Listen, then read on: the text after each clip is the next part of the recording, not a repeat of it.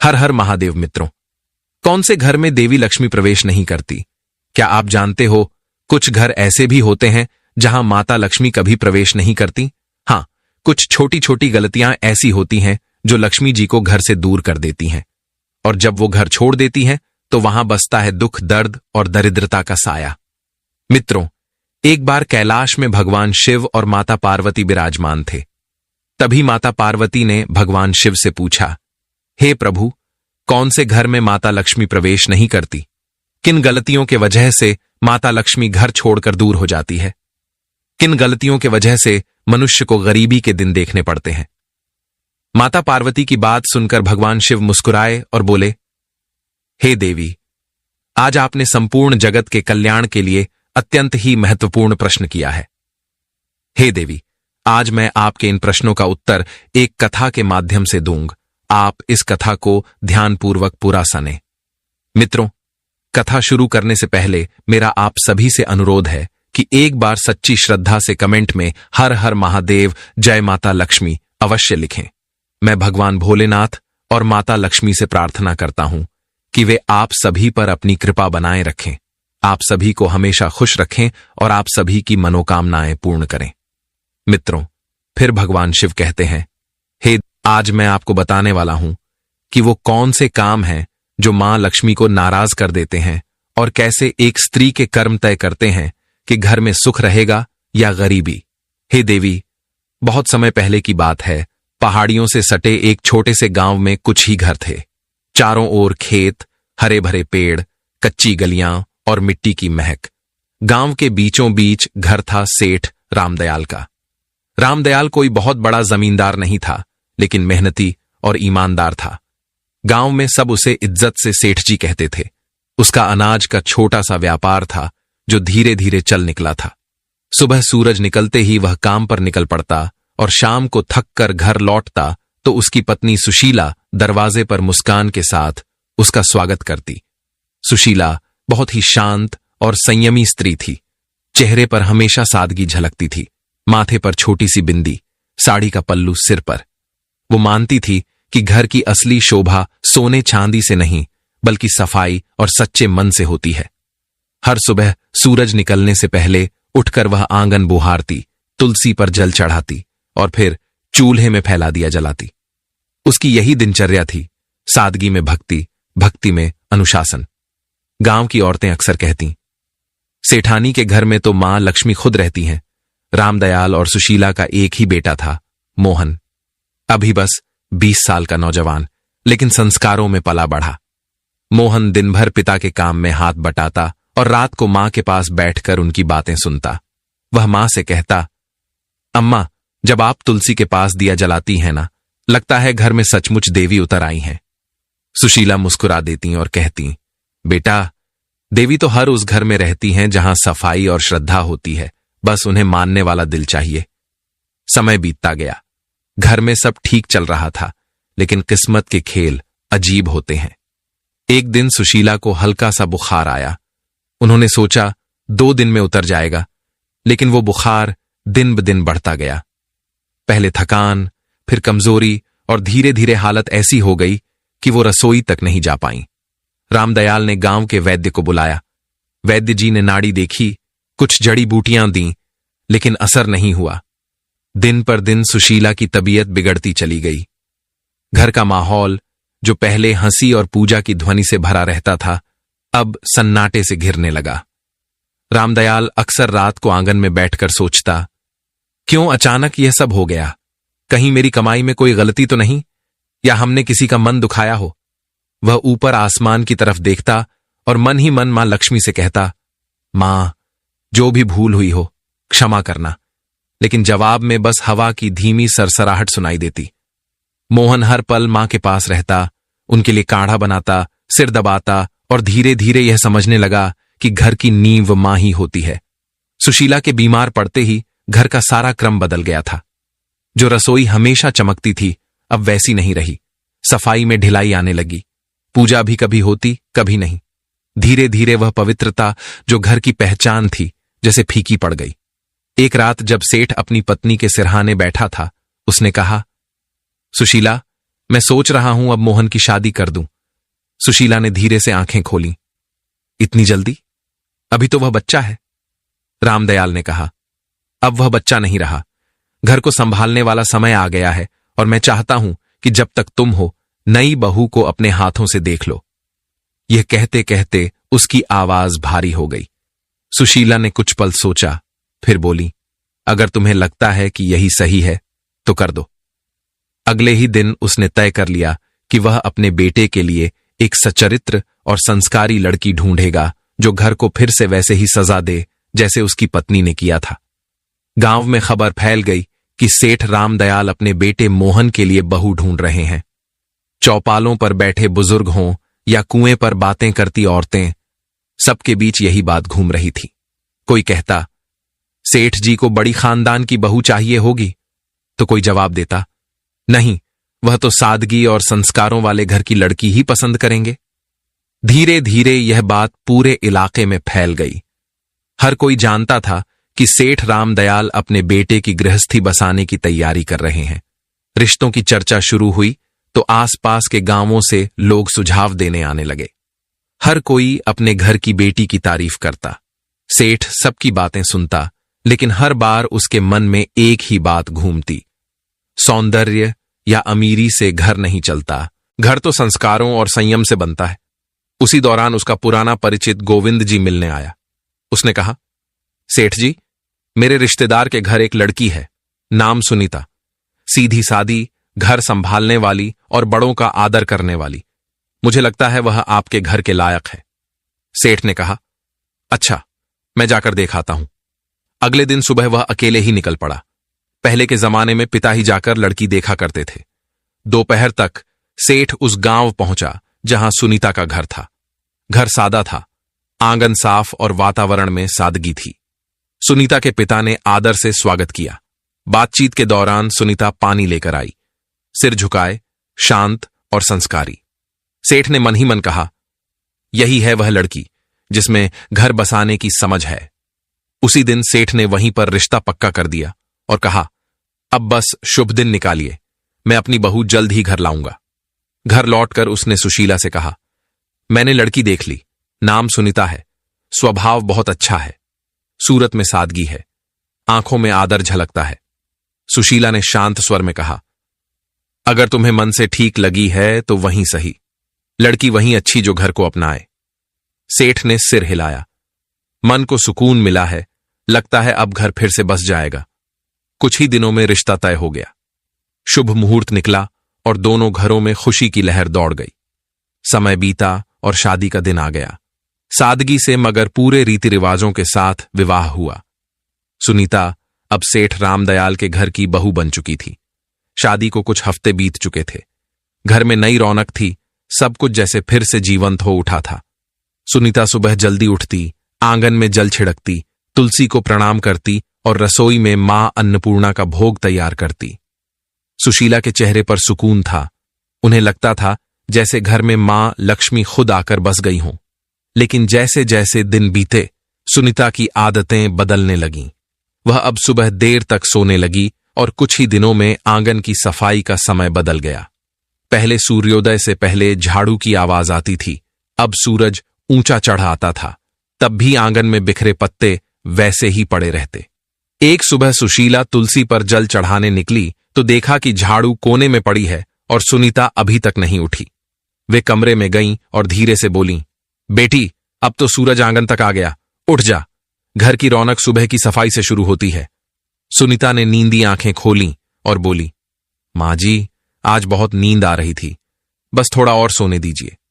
सुशीला ने कहा, बेटी, देर तक सोने से मन में सुस्ती आती है और जब मन सुस्त हो जाए तो लक्ष्मी जी भी घर का रास्ता भूल जाती हैं। सुबह की हवा और सूरज की किरणें घर की बरकत होती हैं, इन्हें यूं मत खो। सुनीता ने हल्की मुस्कान दी, मां जी, मैं कल से ध्यान रखूंगी। लेकिन अगले दिन वही हुआ। सूरज निकला, आंगन में सन्नाटा रहा और तुलसी की मिट्टी सूखी पड़ी थी। कुछ दिनों बाद एक और बात हुई। सुनीता झाड़ू लगा रही थी, तभी झाड़ू गलती से उसके पैर से लग गई। सुशीला ने देखते ही आवाज लगाई, सुनीता बेटी, झाड़ू को पैर मत लगाना, यह मां लक्ष्मी का प्रतीक होती है। सुनीता ने हंसते हुए कहा, अरे मां जी, ये तो बस झाड़ू है, गलती से लग गया, अब इसमें क्या अपशकुन। सुशीला ने झाड़ू उठाकर दीवार के पास रखते हुए बोला, बेटी, यही तो गलती है। जब इंसान छोटी बातों को हल्के में लेता है तब बड़ी बरकतें उससे रूठ जाती हैं। झाड़ू सिर्फ सफाई का औजार नहीं, ये लक्ष्मी जी का आशीर्वाद है जो गंदगी दूर करती है। सुनीता ने हल्के स्वर में कहा, मां जी, आप भी ना हर चीज को पूजा बना देती हैं। सुशीला मुस्कुराई, मगर आंखों में चिंता उतर आई। धीरे धीरे सुनीता का ध्यान घर की सफाई और रसोई से हटने लगा। एक रात वह खाना बनाकर थक गई और झूठे बर्तन चूल्हे के पास ही छोड़कर सोने चली गई। आधी रात को जब सुशीला पानी पीने उठी तो देखा कि रसोई में झूठे बर्तनों का ढेर लगा है। सुबह उन्होंने सुनीता से कहा, बेटी, रसोई मां अन्नपूर्णा का घर है, वहां गंदगी छोड़ना ठीक नहीं। रात की गंदगी से नकारात्मकता पनपती है। सुनीता ने कहा, मां जी, आप तो बस चिंता करती रहती हैं, मैं साफ कर दूंगी ना अभी। सुशीला ने गहरी सांस लेकर कहा, बेटी, जो काम शाम का हो उसे सुबह तक टालना बरकत को टालना है। साफ रसोई से ही सुख का आरंभ होता है। सुनीता ने कुछ नहीं कहा, पर उसके चेहरे पर थकान और अनिच्छा साफ झलक रही थी। शाम का समय था, सूरज ढल चुका था और घर में दिया जलाने का वक्त था। तभी सुनीता ने झाड़ू उठाई और आंगन बुहारने लगी। सुशीला ने तुरंत आवाज लगाई, सुनीता, शाम को झाड़ू नहीं लगाते बेटा, इस वक्त मां लक्ष्मी घर में प्रवेश करती हैं। सुनीता ने बिना रुके कहा, मां जी, जब दिन में वक्त नहीं मिलता तो शाम को ही सफाई करनी पड़ती है, इससे क्या फर्क पड़ता है। सुशीला दरवाजे पर खड़ी होकर बोली, फर्क पड़ता है बेटी, शाम को झाड़ू लगाने से लक्ष्मी जी का आशीर्वाद बाहर निकल जाता है। बरकत सिर्फ कमाई से नहीं आती, आदतों से आती है।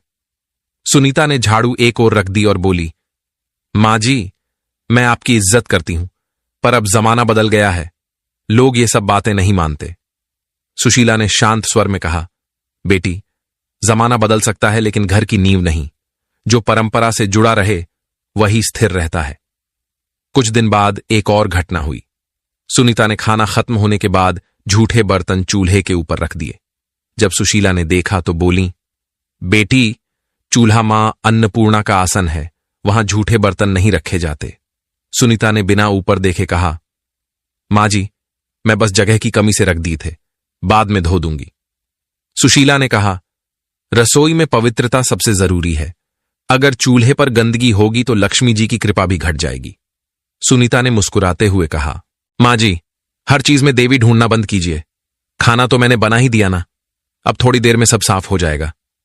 सुशीला ने कोई जवाब नहीं दिया। उनके चेहरे पर निराशा थी, मगर मन में अब भी उम्मीद थी कि शायद एक दिन सुनीता इन बातों का अर्थ समझ लेगी। धीरे धीरे घर का माहौल बदलने लगा। पहले जहां सुबह पूजा की घंटी बजती थी, अब सन्नाटा रहता था। तुलसी के पास मिट्टी सूख गई थी, दीपक बुझा रहता था।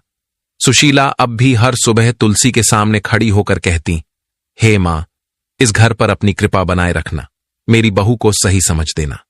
लेकिन जैसे घर की रोशनी धीरे धीरे कम होती जा रही थी, सेठ रामदयाल अब चिंतित रहने लगा था। उसे लगता घर में कोई अदृश्य भारीपन फैल गया है। एक दिन उसने सुशीला से कहा, लगता है मां लक्ष्मी रूठ गई हैं। सुशीला ने चुपचाप सिर झुका लिया। उन्हें पता था यह सब सुनीता की लापरवाह आदतों का नतीजा है, पर वह अभी भी उसे डांटना नहीं चाहती थीं। उनका विश्वास था कि प्यार से समझाने पर सुनीता बदल जाएगी। समय बीतता गया और घर की रौनक धीरे धीरे जैसे मिट्टी में मिलने लगी। पहले जहां सुबह तुलसी के पास दिया जलता था, अब वहां धूल जमने लगी थी। सुनीता अब ज्यादातर उदास या व्यस्त रहती। सफाई आधी अधूरी, पूजा कभी कभी, और घर में अब वह अपनापन नहीं था जो पहले हर कोने में झलकता था। सेठ रामदयाल ने सबसे पहले बदलाव अपने व्यापार में महसूस किया। पहले जो सौदे फायदेमंद रहते, अब घाटे में जाने लगे। गोदाम के अनाज में कीड़े लग गए, कुछ सौदे अटक गए और पुराने ग्राहक धीरे धीरे दूर होने लगे। सेठ कई रातें जागकर हिसाब किताब देखता, मगर समझ नहीं पाता कि गलती कहां हो रही है। एक शाम उसने सुशीला से कहा, सुशीला, अजीब बात है, अब काम में मन नहीं लगता, जैसे बरकत कहीं गुम हो गई हो। सुशीला ने धीमे स्वर में कहा, बरकत तब गुम होती है जब घर की पवित्रता कम होने लगे। मां लक्ष्मी वहां नहीं टिकती जहां गंदगी और लापरवाही घर कर जाए। सेठ ने गहरी सांस ली। तू कहना चाहती है कि वो आगे नहीं बोला, लेकिन दोनों की नजरें एक ही दिशा में उठी, सुनीता की ओर। सुनीता भी यह सब देखती थी, पर उसे लगता था कि यह बस समय की मार है। एक दिन जब सेठ गुस्से में बोला, हर काम उल्टा क्यों हो रहा है, तो सुनीता ने कहा, पिताजी, यह सब अंधविश्वास है। व्यापार में उतार चढ़ाव तो होते रहते हैं। सेठ ने आंखें तरेरी। तू नहीं समझेगी बहू, जब घर की औरतें रीति भूल जाती हैं, तब घर की बरकत खुद रास्ता भूल जाती है। उस दिन के बाद से माहौल और भारी हो गया। घर में छोटी मोटी चीजें टूटने लगीं। सुनीता ने ध्यान देना बंद कर दिया था। झाड़ू वहीं कोने में पड़ी रहती, रसोई में बर्तन कभी साफ नहीं रहते। सुशीला अब ज्यादातर चुप रहने लगी थीं। वो हर शाम तुलसी के पास बैठकर मन ही मन कहती, हे मां, अब कुछ तू ही कर। एक रात तेज हवा चली और आंगन में रखा दीपक बुझ गया। उसी पल गोदाम से खबर आई, सेठ जी, आग लग गई। सेठ दौड़ा, पर बहुत देर हो चुकी थी। गोदाम का आधा अनाज जल चुका था। गांव वाले कहते, ऐसा तो पहले कभी नहीं हुआ। रामदयाल वहीं बैठ गया, माथे पर हाथ रखकर बोला, लगता है मां लक्ष्मी ने सच में मुंह मोड़ लिया है। घर लौटते समय उसकी आंखों में आंसू थे। उस रात घर में कोई नहीं बोला। सेठ के दिल में पहली बार यह एहसास बैठ गया था कि अब अगर कुछ नहीं बदला तो इस घर की खुशियां कभी वापस नहीं आएंगी। सेठ की मेहनत, नाम और इज्जत सब एक साथ डूब गए। घर का माहौल भी अब बदल चुका था। पहले जहां हर सुबह पूजा की घंटी और तुलसी की खुशबू होती थी, अब वहां सन्नाटा था। सेठ रामदयाल दिन रात चिंताओं में डूबा रहता। रात को अक्सर बरामदे में बैठकर बुदबुदाता, मां लक्ष्मी, कहां चली गई तू? एक शाम सेठ घर लौटा। चेहरा गुस्से से लाल था। वह आंगन में बैठ गया और एकदम से बोला, बस अब और नहीं सह सकता मैं यह सब। सुशीला चौंकी। क्या हुआ जी? सेठ ने जोर से कहा, क्या बताऊं, सब खत्म हो गया। मेहनत, इज्जत, कारोबार सब झलकर राख हो गया। और मैं जानता हूं यह सब किसकी वजह से हुआ है। उसकी नजर सुनीता पर टिक गई जो पास ही खड़ी थी। सुनीता सकपका गई, धीमे स्वर में बोली, पिताजी, मुझसे क्या गलती हुई है? मैं तो हर दिन अपने काम करती हूं। सेठ का स्वर भारी और कांपता हुआ था। काम? तूने घर का रूप बदल दिया बहू। न सफाई, न श्रद्धा, न सुबह का दीपक। जब औरत घर की मर्यादा भूल जाए तो लक्ष्मी जी भी उसका साथ छोड़ देती हैं। जिस दिन तू इस घर में आई, उसी दिन से बरकत घटने लगी। सुनीता की आंखें भर आईं। वह रोते हुए बोली, मैंने किसी का बुरा नहीं चाहा पिताजी। मैंने बस अपने ढंग से जीने की कोशिश की। अगर पूजा में देर हो जाए या सफाई में कमी रह जाए तो क्या सारी विनाश की जड़ मैं ही हूं? सेठ गुस्से से उठा और बोला, हां, क्योंकि घर की नींव औरत के कर्मों से टिकती है। अगर वो ही ढीली हो जाए तो पूरा घर ढह जाता है। तेरे आने के बाद से ना शांति बची, ना बरकत। अब मैं तुझे कुछ और नहीं कह सकता, बस इतना कि इस घर से जा सुनीता, जा और अपने कर्मों पर खुद विचार कर। सुनीता स्तब्ध रह गई, कांपती आवाज में बोली, मां जी, आप तो कुछ कहिए। क्या सच में मेरी ही वजह से यह सब हुआ? सुशीला की आंखों में आंसू थे, लेकिन शब्द नहीं निकले। सुनीता के गालों पर आंसू लुढ़क पड़े। सेठ ने कड़क स्वर में कहा, अब इस दहलीज को पार मत करना जब तक मन और घर दोनों पवित्र ना हो जाएं। सुनीता ने बिना कुछ बोले सिर झुकाया, धीरे से दहलीज पार की। वही दहलीज जहां से कुछ महीने पहले उसने पहली बार कदम रखा था। और सुनीता बिना कुछ कहे, बिना किसी सामान के, आंसुओं से भीगी साड़ी में उस घर से निकल गई। कदम भारी थे, लेकिन मन में एक संकल्प जल रहा था। अब वह मां लक्ष्मी से क्षमा मांगेगी, चाहे इसके लिए उसे खुद को मिटाना ही क्यों ना पड़े। रात ठंडी थी, रास्ता सुनसान। गांव से बाहर निकलते ही घना जंगल शुरू हो गया।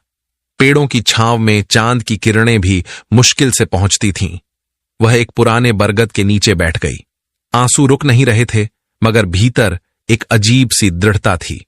उसने हाथ जोड़कर कहा, मां, जब तक आप दर्शन नहीं देंगी, मैं न अन्न ग्रहण करूंगी, न जल। रात बीती, दिन निकला।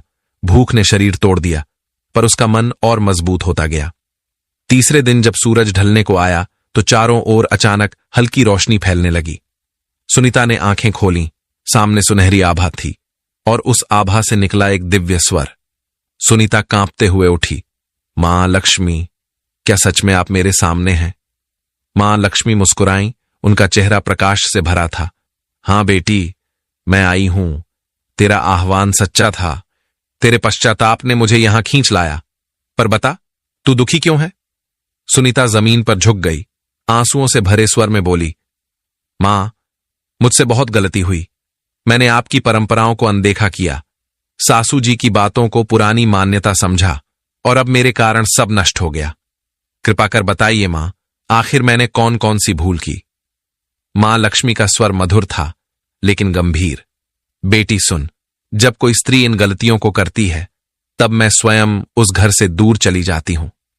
फिर उन्होंने अपनी उजली हथेली उठाई और एक एक करके कहा, पहली गलती, जब कोई स्त्री झाड़ू को पैर से लगाती है तो वह मां लक्ष्मी का अपमान करती है, क्योंकि झाड़ू ही स्वच्छता और समृद्धि का प्रतीक है।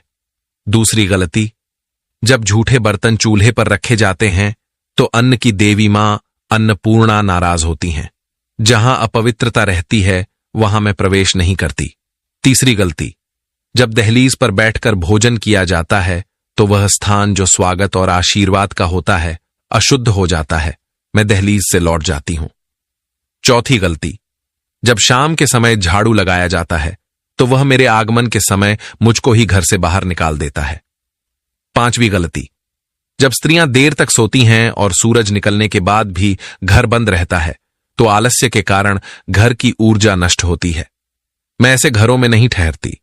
छठी गलती, जब आंगन की सफाई नहीं होती तो वहां नकारात्मकता फैलती है और मैं वहीं से लौट जाती हूं जहां गंदगी देखती हूं। सातवीं गलती, जब झूठे बर्तन रात भर रसोई में पड़े रहते हैं तो वह अंधकार को बुलाते हैं और मैं ऐसे घरों से विदा ले लेती हूं। आठवीं गलती, जब किसी के सामने दरवाजे को पैर या ठोक से ठोका जाता है तो वह घर की मर्यादा को चोट पहुंचाता है। मैं वहां टिक नहीं सकती जहां आदर ना हो। नौवीं गलती, जब घर में झगड़ा और कटुता रहती है तो मेरा स्वरूप जो शांति है वहां टिक नहीं सकता। 10वीं गलती, जब स्त्रियां अपनी पूजा, सफाई और संयम को हल्के में लेती हैं तो वह खुद अपने हाथों से सुख के द्वार बंद कर देती हैं। मां लक्ष्मी की आवाज धीमी हुई, याद रखो बेटी, मैं हमेशा वहीं बसती हूं जहां स्वच्छता, श्रद्धा और सच्चा मन होता है। ये रीति नहीं, जीवन का संतुलन है। सुनीता की आंखों से आंसू रुक नहीं रहे थे। उसने कांपते हुए कहा, मां, अब समझ गई, घर की रौनक सजावट से नहीं, आदर और पवित्रता से आती है। मां लक्ष्मी मुस्कुराई, तूने गलती मानी है, अब तेरा घर फिर उजलेगा।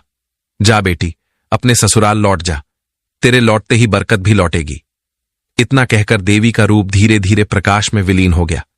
सुनीता वहीं झुकी रही, हाथ जोड़कर बोली, मां, मैं आपका वचन निभाऊंगी। अब इस जन्म में फिर कोई ऐसी भूल नहीं करूंगी। फिर उसने सिर उठाया, आंखों में मुस्कान थी और कदम गांव की ओर बढ़ा दिए। जैसे ही उसने दहलीज पार की, सुशीला दौड़कर आई और आंसुओं के साथ बोली, सुनीता, तू लौट आई। सुनीता ने कहा, मां जी, मैंने सब समझ लिया है। मां लक्ष्मी घर में तभी बसती हैं जब सफाई, पूजा और श्रद्धा साथ हो। उसी दिन से घर में फिर रौनक लौट आई, व्यापार संभल गया और पूरे गांव में चर्चा होने लगी। सेठ जी के घर में मां लक्ष्मी फिर से बस गईं। फिर भगवान शिव कहते हैं, हे देवी, जो स्त्रियां घर में गंदगी रखती हैं, देर तक सोती हैं, रसोई में झूठे बर्तन छोड़ती हैं, शाम को झाड़ू लगाती हैं, दहलीज पर बैठती हैं या सफाई को हल्के में लेती हैं, उस घर में कभी मां लक्ष्मी प्रवेश नहीं करती। ऐसे घरों में सुख नहीं टिकता, बल्कि दरिद्रता और दुख का वास बन जाता है। मां लक्ष्मी उन्हीं घरों में निवास करती हैं जहां स्वच्छता, सच्चाई और श्रद्धा हो। तो मित्रों, अगर आप चाहते हैं कि आपके घर में मां लक्ष्मी की कृपा सदा बनी रहे तो इन 10 गलतियों को आज से ही छोड़ दीजिए और अपने घर को पवित्र रखिए। मित्रों, आज की ये वीडियो आपको अच्छी लगी हो तो इस दोस्तों लाइक एंड सब्सक्राइब करके जाना और पूरी कहानी सुनने के लिए धन्यवाद।